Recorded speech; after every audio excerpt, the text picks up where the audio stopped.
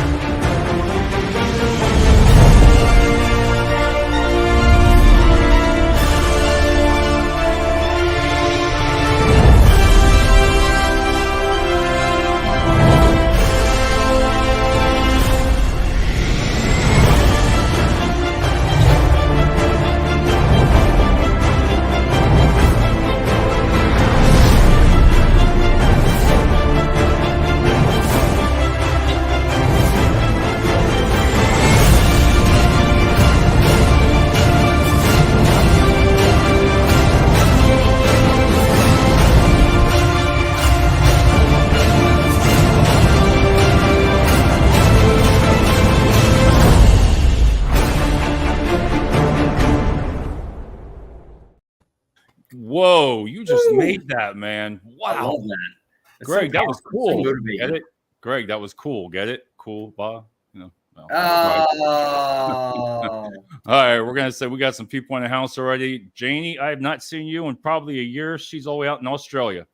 Oh, wow. Nice. Bro, how you doing, Janie? Hope everything's going good. And I believe you're open to work, Janie. So let me know if you are. We can try to help you out.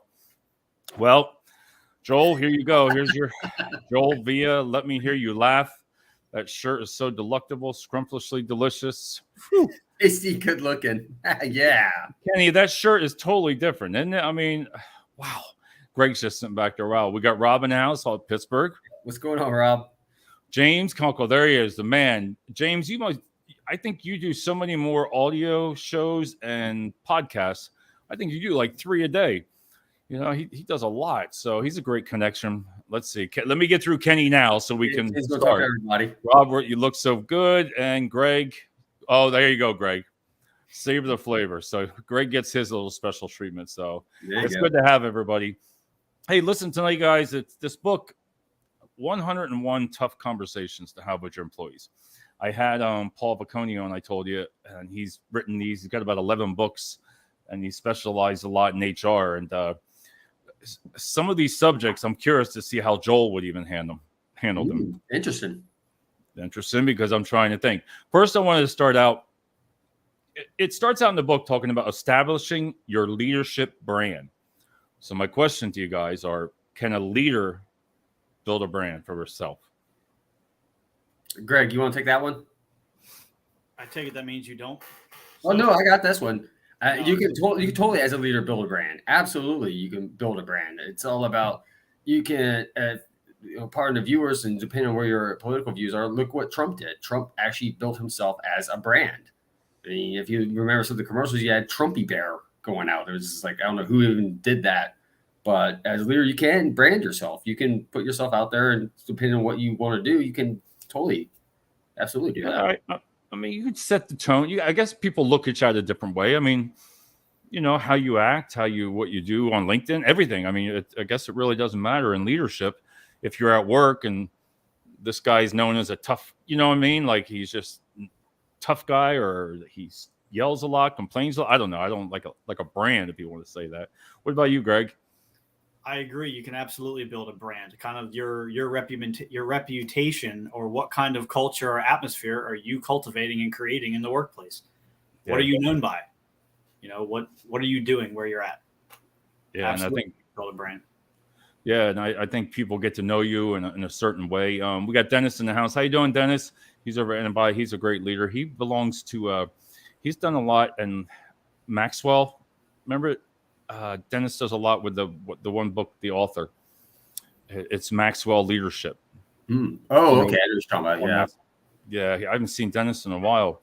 But some of the things I like in this book is like, how do you, having a tough conversation, because I believe the leadership nowadays, if they're not trained well enough, to have those tough conversations, because if you overlook them, everybody else sees what's going on. We've talked about that numerous times. How if a new supervisor, if not trained right, and they turn their head to something that's happened, all those other employees watch it. So the first one we're going to talk about here, Joel, I want to ask you, Joel. Sure. The appropriate response is to request to speak off record. Okay. So when you look at that, think about that. As an employee, is it appropriate responses to request to speak off the record? I've never encountered that. Most of my times is dealing with any kind of employees has either been one with the Marine Corps, which, as you well know, there's no HR in the Marine Corps. No. And secondly, it's always been with manufacturing. And in manufacturing, it's kind of a rough language to have. Right. I did not relocate to Hawaii. Sorry, Ken. But no, I've never had anybody say they want to speak off the record. And quite frankly, I don't think anything really is off the record, to be honest, unless you're hanging out with the employees off work at some place and you're having like a beer or something. Like when I worked at a fast food place for one time, when I worked there, we would all hang out afterwards and kind of, part of my language, shoot the shit a little bit. And never really got brought up anywhere else. We never really kind of got into that kind of stuff. So unless it's like, something really needs to be off the record like that. I've never really dealt with that, to be honest. I've had it a couple of times, and sometimes I don't want to know. Don't tell me. Because once you know something, and it's tough. It's a tough call, because if employees come to you and they say they want to tell you something, I mean, off the record even, it's a hard one, because if they tell you something, then something could happen. You know what I mean? Yeah. I think you got to be really careful with that. And I've done that in the past. I said, I don't want to know anything personal, really. Again, out of work, maybe. Mm-hmm. I agree with that. In work, that's a subject to stay away from. I mean, you feel the same way, Greg? Or I do, and I think we touched on this a little bit a couple shows ago, having that conversation. Hey, look, I appreciate that you want to be honest with me, but I just want to be honest with you as well. That in this conversation, anything you tell me, I've got to use. I've got to understand it. So, if there's something you want me to know, you may not want to tell me. I just want to be honest with you, especially if you're a mandated reporter. I think that's what we were talking about. You can let someone know. I just want to let you know I'm a mandated reporter. So anything you tell me, if it's something I have to report, I'm legally obligated to do that. I just want to report with you and let you know that. No, yeah, you're right. You did talk about that. I agree when you said that, because it opens the can up. It opens it up. Because especially somebody later on, there's always something that happens. I always tell people, sometimes it'll come back and bite you in the ass. I'm sorry. Out of nowhere, you're going to be like, one day, hey, something happened with this employee. And you're going to be like, oh my God, I knew something was going on. You know what I mean? Right there, as a young supervisor, even a manager, I think I would just go, you have to go to your peers or somebody else if you don't know how to handle something like that. There's nothing wrong with asking your other manager that's higher up than you for advice. Oh yeah, there's nothing wrong with it whatsoever. I've done it. I don't know how many times, countless times. Yeah. God, Rob says you give a title to someone, they totally change. A lot of times they do. Not every time. I don't think personally, but many times, yeah, they absolutely do. Yeah. Well, they have to. I think I'd rather, knowing what I know now, I'd rather come in fresh. I would personally sometimes into a newer company without knowing anybody, because when you're promoted within, it's great, but you got to make that changeover. Your friends, now you're their boss, and we've hit that a couple of times. We talked about right there. It's uncomfortable, and that can be. Actually, I'm sorry, David, but that actually could go down to having a tough conversation with your employees, particularly if you get promoted from within. Yeah. You're no longer that friend with those. I mean, you're still friends. You can hang out after work, but when you're there at work, you got to set that precedence. You got to set that tone. Yep. 90% of the time, it says LinkedIn user. Sometimes the names don't come up on this. And then sometimes we don't get messages either till afterwards on LinkedIn, even on Facebook. The next part this one's happened to me, and it's inheriting an employee with discipline problems. Sometimes I've seen that they just kick it down the curb. Let's move Joe Schmo here or something like that to another department. And you hear that right there. I'm sorry. If that's the purpose behind it, to deal with somebody that I think you really need to go back to your place and find out why this employee had problems. Mm-hmm. Do you agree with that? I work with a select few people who have difficulty dealing with day-to-day stuff that they have to deal with. We have one person we kind of joke a little bit about. He's kind of like 51st dates, where he forgets the same day. He'll do the same thing as the next day. He totally forgets what he's doing. We're like, wow. And it wasn't until we started hiring a whole bunch of new people to come in. And It wasn't me. I didn't have that conversation with him, but somebody told him, like, look, you see all these new hires come in? He's like, yeah. He's like, who do you think they're going to replace? And he thought about like, oh, and now he's actually starting to become not my top performer, but he's not at the bottom anymore. People respond to different things. I mean, some people, if you go, you got to pick it up. You're making them feel like a piece of crap because you're just coming down on them. They're not going to receive that well. Some people, you got to spin it a little bit differently. Everyone's different. Everybody's different. That guy reacted well to that. That's great. Yeah, exactly. I mean, there's countless times I talked to the guy like, hey, man, you need to pick it up. You just going down. It drops. These new people start coming in. He's like, oh, I need to do something. Matt says here, it depends on the company. Some companies you can't hang out with your staff, and I'll agree with that. Lately, I think since COVID and all that, some companies are kind of promoting it in a way, I think sometimes. But some companies don't. You can't hang out with your staff. I agree. Sometimes I don't think I wanted to. Years and years ago, people would always go after work and go to the bar after the paper industry in the morning, and they would stay there and drink. I never went, man. I just can't do that stuff, man. You get to a bar at 7 o'clock in the morning when you're off in the manufacturing, you just never go home. So it's not a good thing. Yeah, no, nothing good can happen from that. No, nothing at all. But that's Joel. Why do you think new leaders don't want to have these conversations? Why do you think it's easier for them to kick it? Oh, easy. Comfort zone. That's what? Their comfort zone. It is uncomfortable for them to have those conversations. They want to have those conversations. They want to hold their people accountable, but it's uncomfortable for them. They either lack the experience, they don't know how to do it, or they just don't want to do it. They want to see if they'll pass by. Maybe this is a fleeting thing and they didn't want to get into it. I've been in that situation before where I did not want to have that conversation.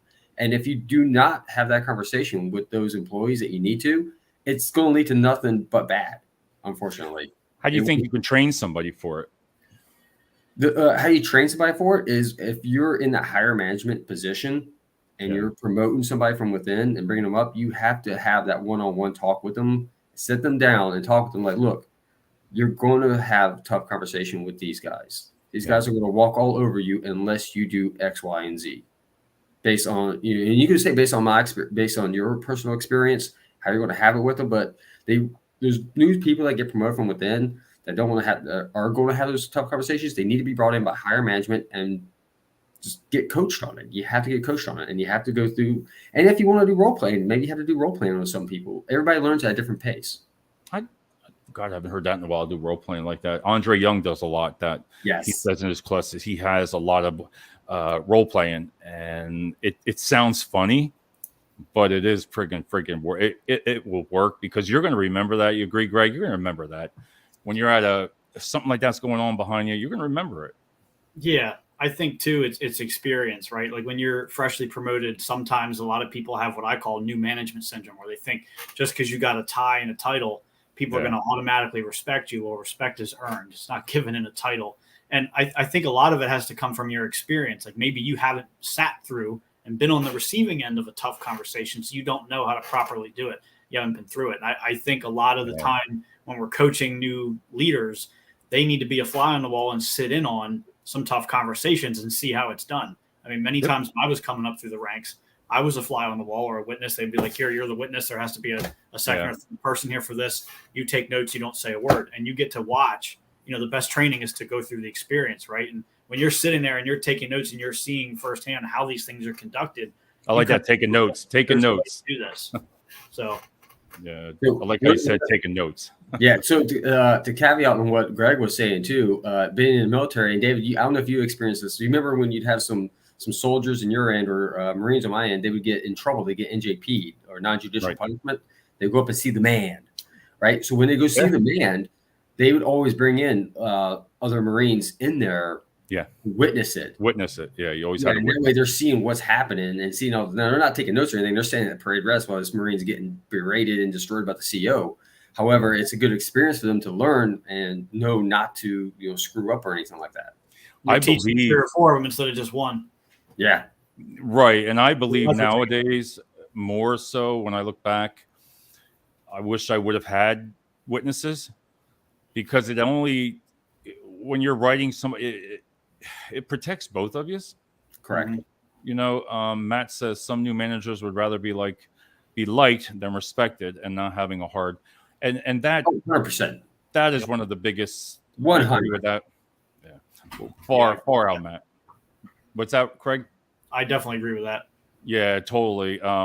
Kenny's already talking to Matt. That's not their job to be liked. And he's right. Right. He's absolutely right there.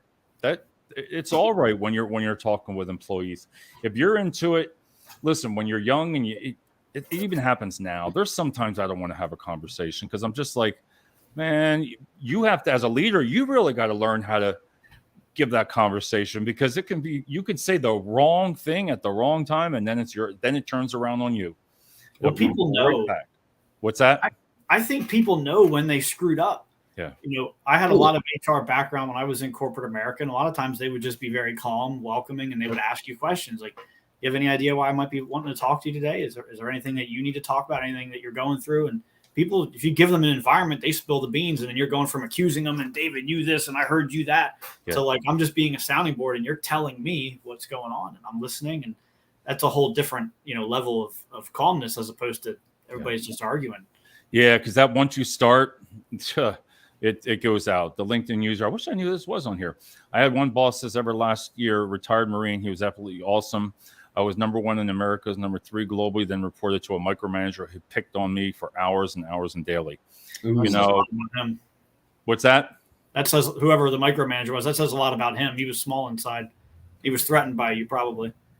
Yeah, when they start doing that and picked on him for hours and daily, that we had a show about that last night. And 2 nights ago, it was micromanagement. And anybody going through that, oh, sweet Jesus. That's my pet peeve there. I'm not going to get back into it because then my body language starts going all over the place and I'll start telling you every freaking thing that guy did. Yeah, we discussed it quite a bit on Wednesday, too. I was watching that one. It was. And John says, how you doing, John? Going from being one of the boys to being a boss completely changed the dynamic with the other employees. That right there says it all. Absolutely. Your life changed. And if you're not nervous, listen, I still tell people nowadays, and I'm still, if you enjoy firing people or having conversations, a lot of people, we should fire them when they get angry with something. I'm like, dude, you can't just fire. You don't want to just fire people. You're not going to have freaking workers left, especially if they're a good one. You got to train them. You got to teach them. You got to have that hard conversation and sit there. If you're not nervous the night before or anything like that, something's wrong with you. Yeah, because I don't care. I still get nervous. I'm 57, and I still get nervous if I have to have a one-on-one, and it's something I don't like talking about. For instance, here and I'm going to put 3 of them in here. This one here, as stupid as it sounds, but bad hair days, inappropriate dress code. As simple as that sounds. Joel. Yeah, I know. Joel for the show. We don't know what you came up with. Thanks, guys. It has to be the shirt, right? It has to be the shirt. The shirt. But what do you think it is, Joel? Take pictures of down trees. I'm looking for a new role, and I'm empath manager. I have to listen first. Empath manager. Yeah. I think everybody has to listen. But back to that real quick. Think about it. It's hard if being a man or a female boss to a male or male to female to male. And you have to pull somebody in because they're dressed inappropriately. That is one hard conversation to have. Yeah. Because if you do it for one, if you look at one, I'll tell you what, those next couple of weeks, man, that person's going to be looking at everybody's clothes. So and they're going to say, I have a good example of this. I had to do that with one of the employees. And I will say she's a female. She was coming in and she was trying to show off her assets. Right. Get my drift? Yeah.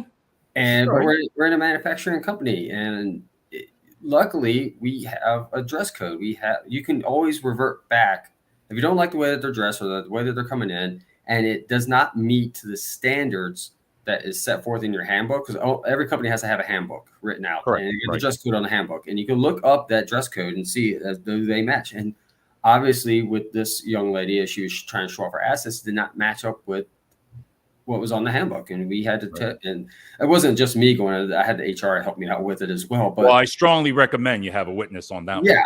Especially a female. If you're talking to a female, you got to have a female witness. Right, exactly. And male too. We went to her on the floor.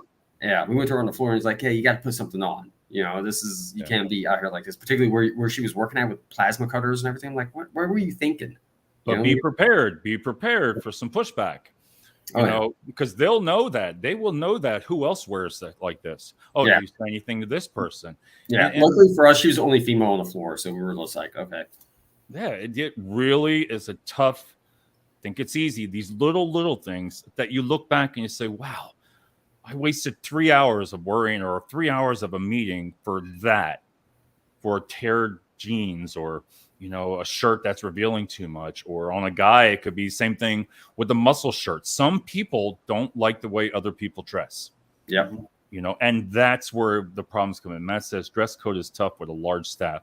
Good luck with those combos and keeping it even across the board. See, it's hard nowadays. I don't care. It really is. I have me being a manager myself. I have my standards set, and if they don't set up to those standards, which is what the handbook says, with black and white, if they don't meet that standards, I'm like, hey, you need to go train. You need to get something done.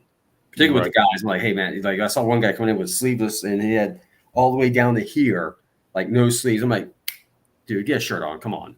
That's what I mean. Greg, what do you feel about that?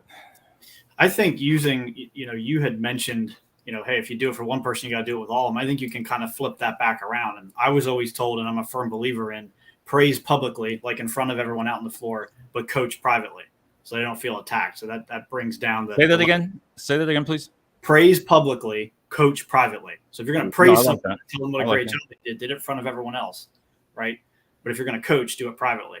So if I was to have a conversation like that, which I've had in the past, I would use that conversation of, hey, David, how are you doing today? Blah, blah, blah. Make some small talk. Hey, man, look, I'm sure you probably know, what you're wearing. If I talk to someone else about it, I got to talk to you about it. I can't let everybody get away with this, Then you can even, join their side if you want. I'd like to wear that too. It's hot in here, man. I get it. But, if I tell everyone, I've got to tell you too, right? They can't be thinking that you're a favorite. You just level and talk to them like a human being. Yep. Now, if they do it again, you got to drop the hammer on them. I mean, we're all adults, right? If you have a job, you're probably over 18. You're probably an adult. As a manager or a leader, it's your responsibility to tell them. It's their responsibility to either take it like an adult or to quit like a child. It's not, you're not responsible for how they take it. You're responsible for doing your job and delivering it. I like that. So Amanda, you're right. What you're supposed to do it with integrity, do it with respect. You're not responsible for how they take it. No, I like that. Amanda, you're right. There needs to be a dress code for men too. It's only fair. Oh, yeah, absolutely. Absolutely. I mean, sometimes, like you said, a female might not like the way guys dress if they're wearing tight shirts, they're wearing the muscle shirts. If your company policy says you can't wear muscle shirts, on Fridays or something like that, and the guy, you have your shirts hang way down. Listen, that it opens up. It's a hard, and I dread when I see it. For example, when interviews come in, you got people dressed not properly for an interview. All right, I will call that out. I'll be like, I'm sorry, I can't interview. Mm-hmm. Just from the way they're wearing for certain clothes. I hate saying it, but you really have to learn and coach yourself of how to say it. Write it down. I like how you said, Greg, write it down. When you're having a conversation in a meeting, have notes, because you're going to be flustered. And I get it all the time. And then you forget what you said, and you got to go right back into your notes to be able to do that. So Joel comes in a Hawaiian shirt. What do you I know, Joel, right? Jeez, we're not in friggin' Hawaii. I had to coach people. Oh, what's that? I said, what if I had a tie with it? I know, right? My God, that's the worst. And you see someone like that. Right like that. Oh my God. This person here says I had to coach people to bathe in manufacturing, and that's one of the thing here. Body odor, cleanliness, Hygiene. bad breath. Yep. You know, that is a hard thing. It's amazing how many times people allow them what's not, and they still find a way to do the wrong thing. I agree. Oh yeah. John Garzima is in our business. He's a great leader. He's got a beautiful family. He's a real stand-up guy. Yeah. And, you know John? I do. Yeah. I mean, it's when it comes to when it comes to body odor and it comes to bad breath, the way you're not cleanliness, it's friggin' tough. That's why I like working from home in my PJs. Janie, that's a good one, Janie. Yeah. Rob says, how does some get told about everything and other totally get away? Right there, that's a classic. This is where I said, once you do it for one, you got to do it for all. It opens the heart up. If you have to pull somebody in and tell them that they have body odor, you need to write down how to say it. You know, because this is what I'm going to say what HR told me, and they're correct. So I had a person come in. This was I got to hear this one. And I told them because they were saying it was a lot of different cultures, foods, and Johnson & Johnson, we were over there. So on the line, we had different nationalities and they had a lot of different food and everybody had different odors. I'm just saying everybody had it, but people would complain. HR will come back and say, well, you got to offer, maybe they have something wrong medically. You know, so you got to be real careful. You got to be real careful about that because something could be wrong with the person. So it comes down to, I swear to God, and I can tell I get all worked up on these things because I've done it and it sucks. You got to look at a person, say, how do you look at them and say, listen, everybody's complaining that you have body odor. You know, is there problems? You might be having a medical problem. Well, you can't really ask that. I don't think so. Don't make it about them. Say, no. Hey, I know sometimes people, Joel, I know some people have medical issues. So I like to offer this to everyone. I want to make sure we're all on the same page. You know, we want to make sure we're showering. I'm having this conversation with everyone. Make sure we're showering before our shift. Got to put deodorant on. I know it seems silly. You're probably doing these things, but I got to tell everyone how important it is. Try to make it not about them. And look, I got to talk to everybody. Maybe that's the first offense. Now, if they're obviously a repeat offender, you're not going to have that conversation. But maybe that gets rid of, 4 out of 8 of them that have a problem. And then you only have to have 4. I'm trying to think that's even in the company handbook. Yeah. It puts them on notice. What's that? I said, put them on notice. They're like, oh man, maybe I need to do something. David shows off his oh God, Kenny. He's funny. Barb, thanks for sharing that. You get too nervous having these conversations. You do, Barb. I don't care how old you are. If you had to tell me I had to write a person up on Monday, Sunday, I'd be thinking all day, all right, how am I going to say this? Mm-hmm. You can't say, well, you smell. You can't just come in and say things like that. You gotta know what you're talking about. And now with Google, you can just Google everything. AI it, right? AI it and have those conversations. But in all seriousness, it's tough. I've had people with bad breath and people complain. Mm-hmm. When you tell that person, I try to do it at the end of the day because I don't want that person.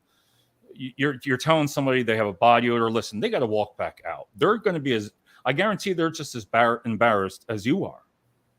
Like Greg, I can't picture you just sitting down and saying that to somebody. Hopefully they're embarrassed. Right.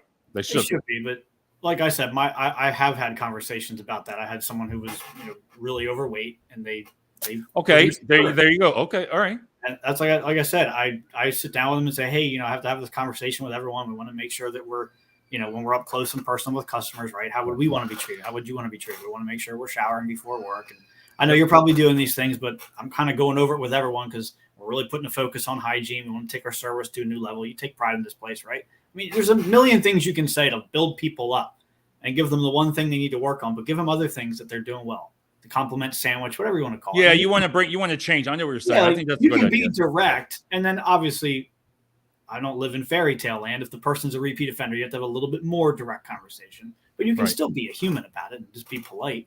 I mean, we all have kids, right? Do you look your kid? Well, I really wanted you to clean your room. No, hey, look, I love you. You don't tell your employee that, but look, this is what I need from you. And you just tell them lovingly and directly. I think that's part of respect is being direct with someone and honest. Joel, you could have picked a better shirt today. You know what? Yeah. I get it. Joel, here you go. I found out a gentleman was homeless, sleeping in his car. I found him a place to stay. He ended up buying a house 6 years later. So, and this is where that's amazing. That is an awesome story. That's perfect because you got to be empathetic as well. You got to understand what's happening with them. Yeah, and you don't know what's going on in somebody's life. Yep. That's what I'm saying. So you really write your notes down and get some advice. Listen, HR will give you a lot of great advice on that, because there's the ones who have to deal with it. But you can say it in a good way in a conversation towards the end of the shift or something like that. Just say that's the key. People upset. What's that? End of the shift. That's a great point. Yeah, I just did it there because I just didn't want to. I don't know. I didn't want to do it any other time. I dyed my hair bright pink hair and got my pulled up by HR. Oh, I dyed my hair bright pink hair and got pulled up by HR. See, because maybe they don't like pink hair or something like that. I don't know. Bring on the pina colada this summer. That's a good one for Joel, man. I appreciate it. Yeah, actually, her and I have the margarita mix. We'll do margaritas after this. All right, there you go. But all right, here it is. It talked about medical reasons, and I believe in that. So the next couple things, oh God, this one's a good one. Let's see what this is a go. Let's see. We must listen more than pick on others. Oh, absolutely. Completely agree. The next one is emphatisms like honey, sweetie, doll, speaking foreign languages in the workplace, inappropriate displays of sexually explicit material, and lack of understanding for multicultural differences. So let me talk about the speaking foreign languages in the workplace. And I'm going to tell you a story about this one. Again, at a big pharmaceutical when I was there, on the line, people were complaining because there was so many different cultural things. People were speaking different languages, right? We literally had to go and have meetings with everybody and say, listen, you can only speak English on the line. During your break, you could speak other languages. But people felt uncomfortable because they didn't understand what people were saying. That was my first taste of that back in the 90s. And in the 90s, that was. I don't know. I don't think that's something like that now. Maybe, I don't know. But that was a tough one there. But you had to tell people, only English on the line, and you couldn't speak any other time. That's wild. That's... I haven't ran into too many issues. I don't think nowadays something like that would be allowed. That wouldn't fly now. No, it wouldn't fly. And they were saying like the way you speak naturally. Listen, lockers, men, different areas. I don't even see that kind of stuff like that anymore in the workplace. I don't know about you, Joel and Greg. I don't see anything hanging up people's posters. I don't even think you can get a poster nowadays. No, it's like a selfie. We don't have that anymore. Everything's on our cell phones. Yeah, and I get it when they start talking about honey, sweetie, doll. Listen, some people like to say stuff like that. Hey, young lady. Hey, dear. Hey, some people don't like those type of words at the workplace. Yeah, you stay away. It is words. Yeah, small it is. Greg, how would you confront? How would you talk about that? Perception is everything. I mean, I might say, hey, David, how you doing today, buddy? And that might be totally acceptable to you. But, a lot of Spanish people say papi a lot. Hey, baby, hey, papi. Yeah. I worked with a lot of Spanish people, and that's their way of saying, like, buddy, bro. That's their way of showing warmth and being friendly. But someone else might be offended by it. Like, hey, don't call me that. And it's all their perception. So I think that just explaining to people like, hey, I'm not offended by what you're saying, but some people might not know what you mean. And we want to make sure we're being clear and just kind of having just a real conversation with them and being human, being honest, being polite, professional, direct. And just talk. I like the way you said it, Greg. I like the way you said that. I think if you were to say it something like that versus a way that somebody else might go on a negative way, they're going to call you racist. What do you mean I can't call him Poppy? That's what I mean. Yeah. Perception's everything. If someone is offended by what you say and not just trying to raise a fuss, but they're genuinely offended by it because they don't know what you mean.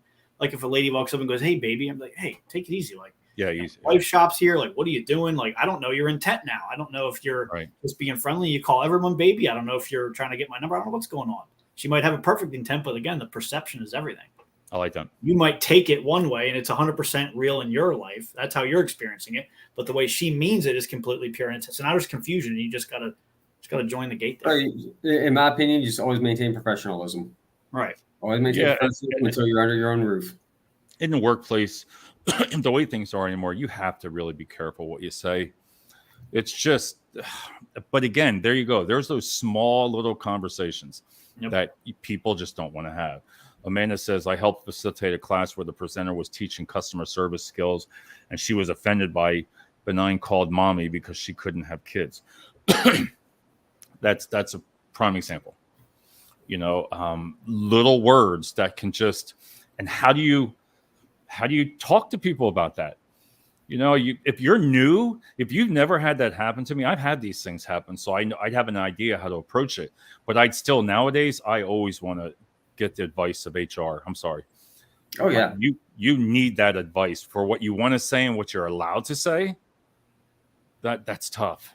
I think a lot of stuff can be avoided if you're honest and upfront too. Like in her scenario, she may have genuinely been offended by that. Right. Again, that's a Spanish thing. A lot of Spanish people, hey, mommy, hey, poppy, things like that. That's very normal for them, just like it is for us to say buddy, bro, whatever. So, if someone's taking it that way and they're offended, I think afterwards you just go over and say, hey, I know you probably didn't mean it, but I really prefer that you don't call me that. Just be honest and polite and direct. And 9.9 times out of 10, they're probably going to go, oh my gosh, I'm really sorry. I didn't think of that. I was trying to be, and then now you've explained it. You've come back to the story and the why, right?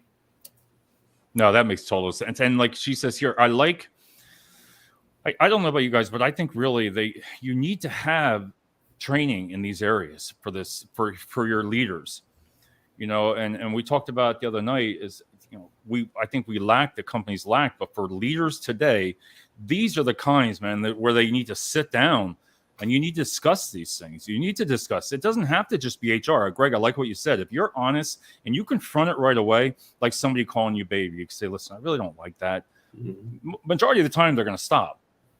Yeah, but if you allow it to build up, because all that meeting is going to be about talking about how you feel.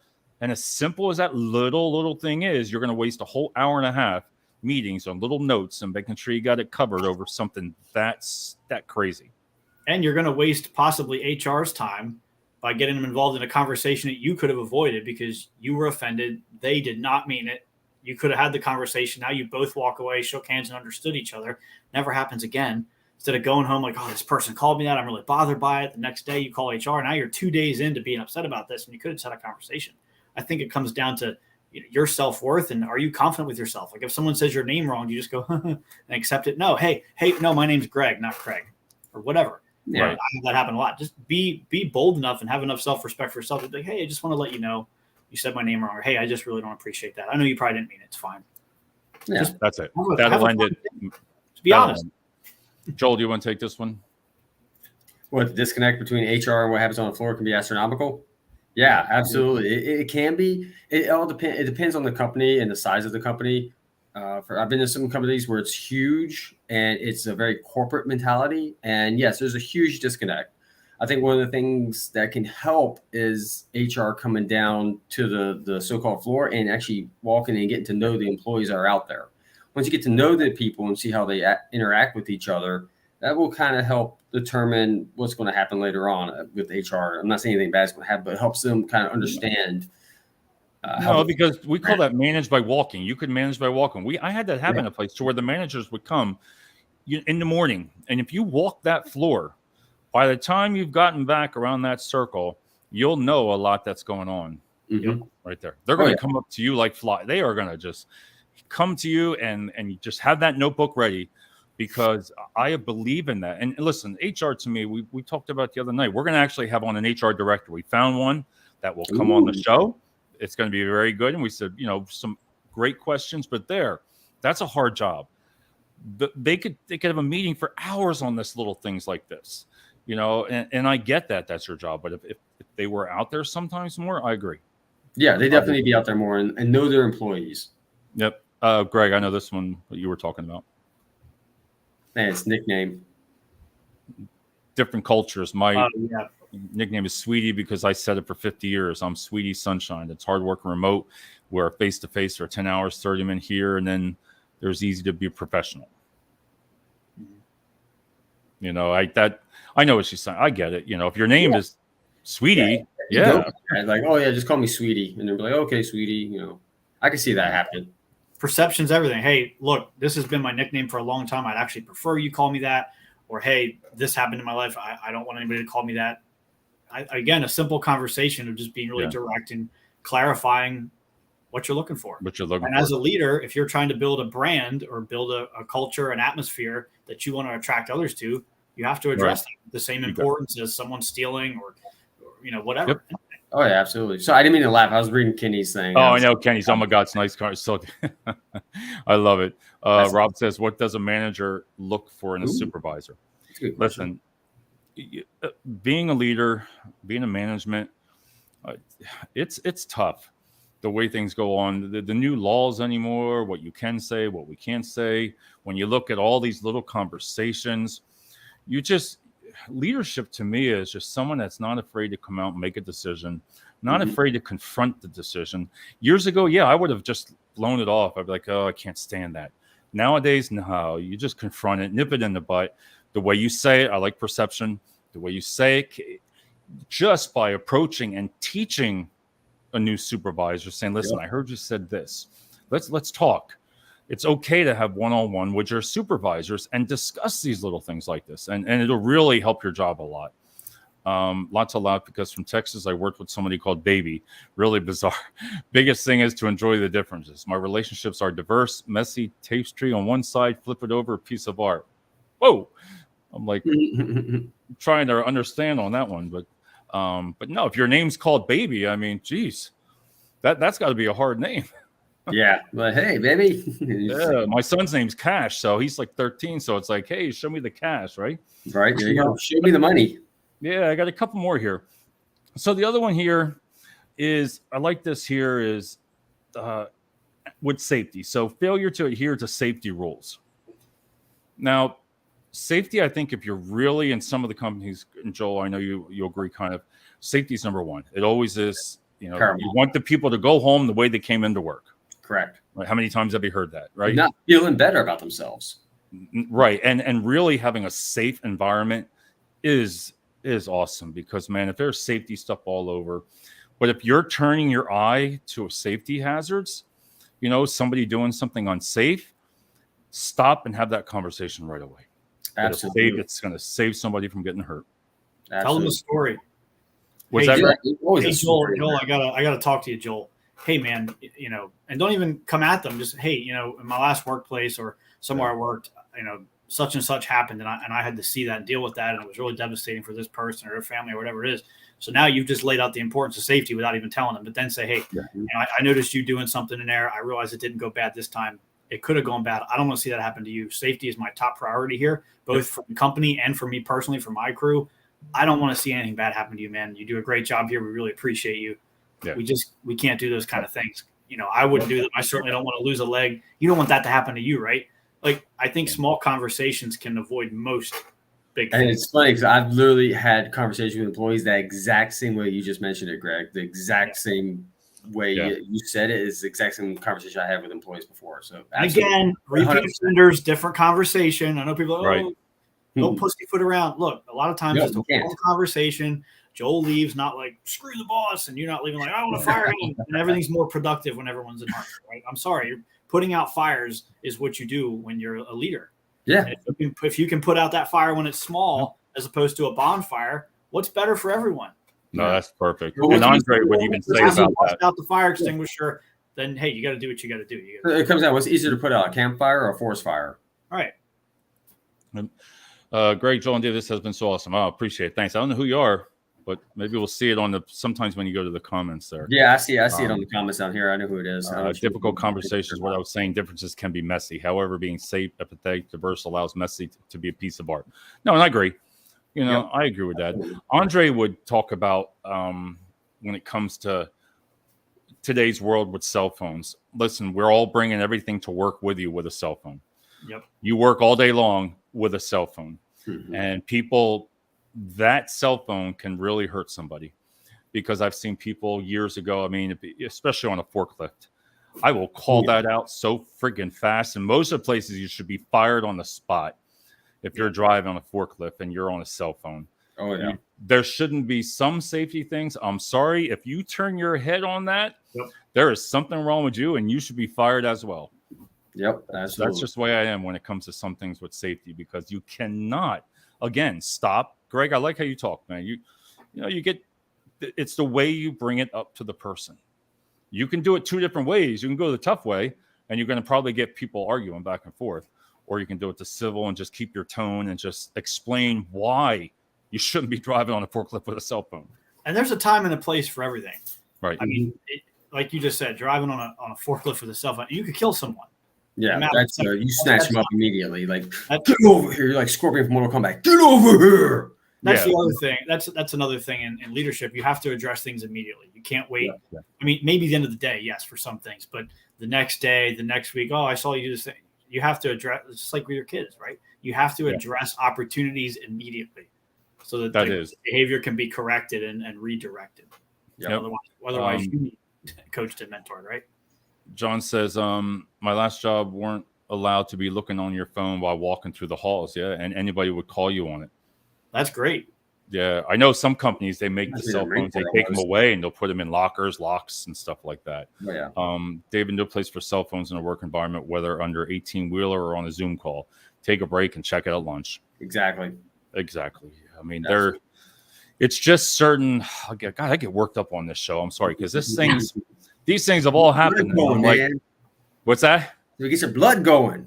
Yeah, because it really irritates you, and then you can tell me, I don't think you'd want to get myself going with it, but I've had to learn to just breathe and again confront the issue and be prepared. These small little decisions can save somebody's life on that.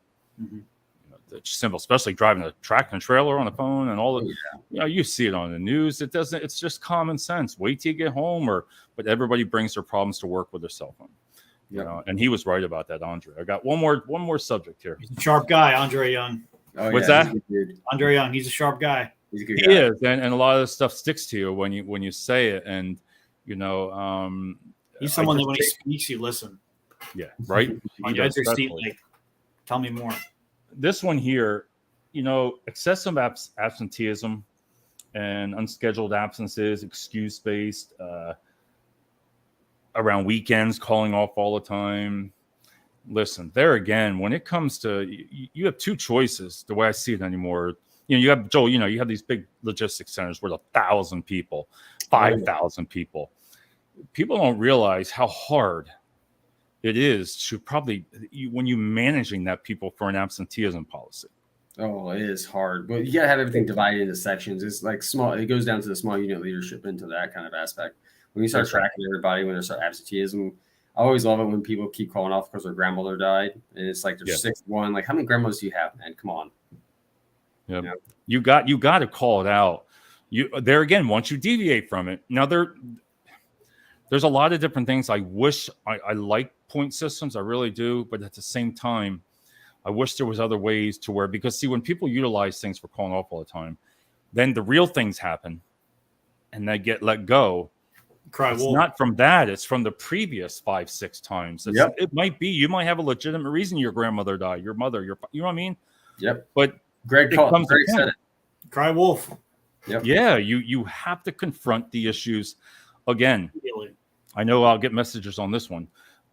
You need to confront it and talk to these people about calling off. If you have a certain day that this person's called off and you're talking about it all the time, if you're not doing anything, everybody else sees that stuff and they start calling off.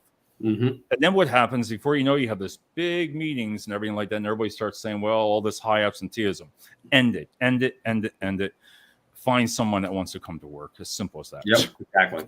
Jesus, man, my blood pressure going up again. I've had that conversation with people calling off, leaving early. Yeah. So many times. I don't know if it was right out of high school going into the military. And listen, man, my father in the paper industry said, Dave, you get paid to be sick. I was like, okay, Dad, Jesus, you get paid to be sick. But that's just the way he was. He didn't call off. And you were brought up that way. You just don't call off work all the time. Like if I call off work, it's got to be something wrong. There is something wrong if I'm not at my desk in that morning. Yep. Somebody can say, whoa, Dave's not here 2-3 days. Something's wrong. Yeah.